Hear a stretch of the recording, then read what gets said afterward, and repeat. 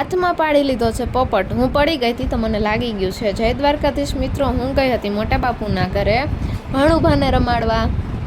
રસ્તામાં વ્લોગ ઉતારતી જાતી હતી ને પહોંચી ગઈ હતી મોટા બાપુના ઘરે. મોટા બાપુના ઘરે ભાણુભાની બહુ રાહ જોઈ તો મોડા ભાણુભા જઈ ગયા અને પછી એને રમાડ્યો. ભાણુભાનું નામ છે રુદ્રાંશ.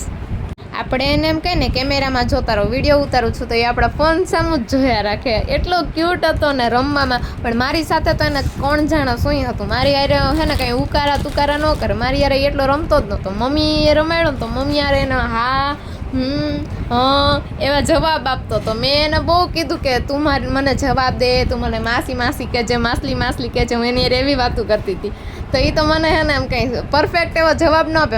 હા એવું ન કરે. એ એની મમ્મીને જ જોયા રાખતો હતો. અને એમ કીધું ને આમ જો મોટાબા વિડીયો ઉતારે તો હામું જોતો હતો.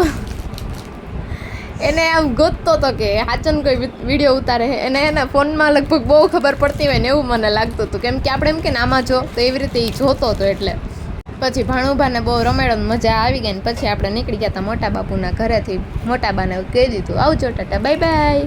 અને હાલી જતી હતી રસ્તામાં અને મારા હાથે પાટો બાંધ્યો એવું દેખાતું જઈશે બધાને. હા પોપટ પાડ્યો છે તો હોય જ ને. અને પછી તો મોટાબાઈ કંઈક અમારે હાટું નાસ્તો મોકલાયો હતો ઘરે તો એ લઈને જતી હતી. તો મારા મમ્મી યારે વાત કરતી હતી, મમ્મી મોટાબાઈ નાસ્તો આપ્યો મારે ખાવાનો કે નહીં ખાવાનો.